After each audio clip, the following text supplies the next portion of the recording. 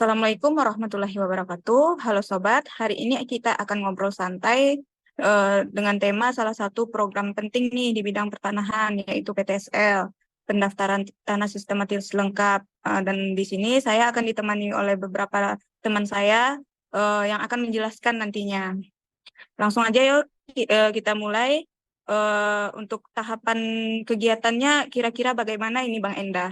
Oke, terima kasih atas waktunya, Kak Pipi. Di sini saya akan menjelaskan terkait pendaftaran tanah sistematis lengkap ya.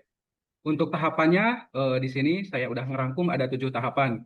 Dari mulai tahapan perencanaan, penyuluhan atau sosialisasi, pengumpulan data fisik dan yuridis, pengolah data dan penelitian, pengumpulan data atau publikasi, pengesahan data dan penetapan hak, dan yang terakhir yaitu penerbitan sertifikat tanah.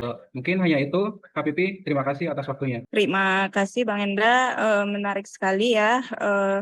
Lalu dari tahapan kegiatan tadi nih, kira-kira Bang Taufik, output yang dihasilkan nantinya dari kegiatan ini itu apa ya Bang Taufik? Nah, output dari program ini atau kegiatan ini yaitu terlaksananya penerbitan sertifikat tanah secara massal dan merata, menjadi wujud loyalitas ASN dalam mendukung kepastian hak atas tanah bagi masyarakat selaras dengan visi misi pemerintah. Selain itu juga tersedianya data dan peta tanah yang lengkap dan akurat, dengan ASN mewujudkan loyalitasnya dengan memastikan data pertanahan tercatat secara menyeluruh dan valid sebagai bentuk dukungan terhadap program prioritas nasional. Oh, jadi yang dihasilkan nantinya itu dalam bentuk peta bidang tanah ataupun sertifikat untuk masyarakat kita ya Bang Taufik ya. Selanjutnya jika kita kaitkan nih Kak Puji, bagaimana keterkaitan kegiatan ini terhadap nilai loyal kita Kak Puji? Oke, terima kasih Kak Vivi. Jadi untuk keterkaitan dengan substansi mata pelatihan kita ya terkait dengan nilai-nilai berakhlak.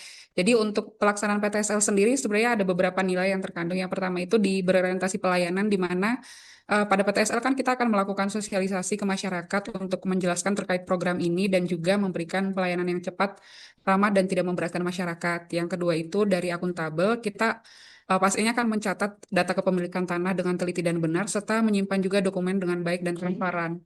Kemudian untuk pembuatannya sendiri, di mana petugas kita mampu melakukan pengukuran dengan akurasi yang tinggi, juga memahami aturan hukum pertanahan saat verifikasi data.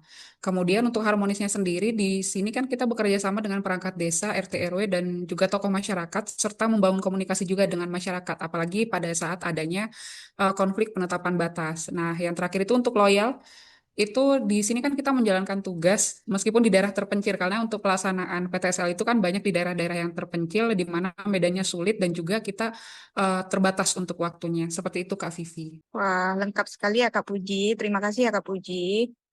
Jadi kita jadi tahu nih bagaimana nilai-nilai yang terkandung di dalamnya.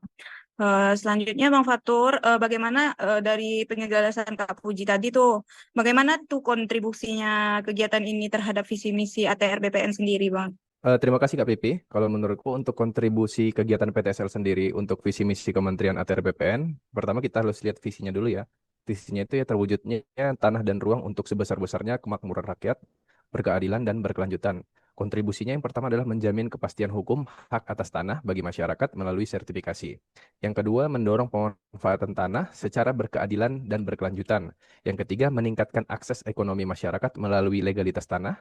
Yang keempat ada menjadi fondasi data spasial lengkap untuk pembangunan. Dan yang terakhir adalah mengurangi sengketa konflik dan ketimpangan agraria. Mungkin kayak gitu Kak Vivi. Terima kasih Bang Fatur. Selanjutnya Kak Cynthia, lalu bagaimana penguatan nilai terhadap kegiatan PTSL ini Kak Cynthia? Baik, terima kasih Kak Vivi. Menurut saya untuk pendaftaran tanah sistematis lengkap atau PTSL ini bukan sekedar program sertifikasi tanah. Lebih dari itu, PTSL menjadi wadah nyata bagi ASN, Kementerian ATR BPN untuk menguatkan nilai-nilai organisasi. Nah, jika dalam nilai berorientasi pelayanan, petugas hadir memberi kemudahan dan kepastian hukum bagi masyarakat. Melalui nilai akuntabel atau akuntabilitas, setiap prosesnya dicatat, terdokumentasi, dan bisa dipertanggungjawabkan.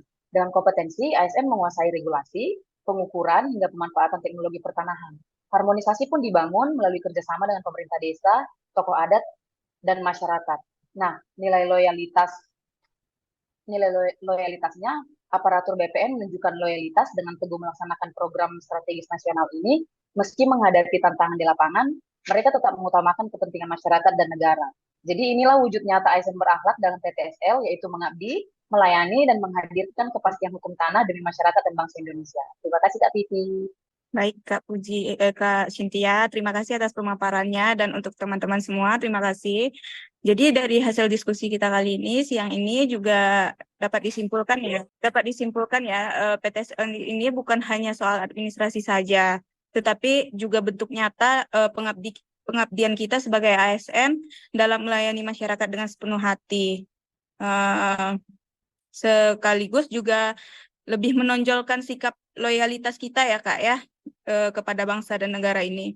Oke, terima kasih sudah menyimak hasil diskusi kita pada siang hari ini. Sampai jumpa di video diskusi kita selanjutnya. Wassalamualaikum warahmatullahi wabarakatuh.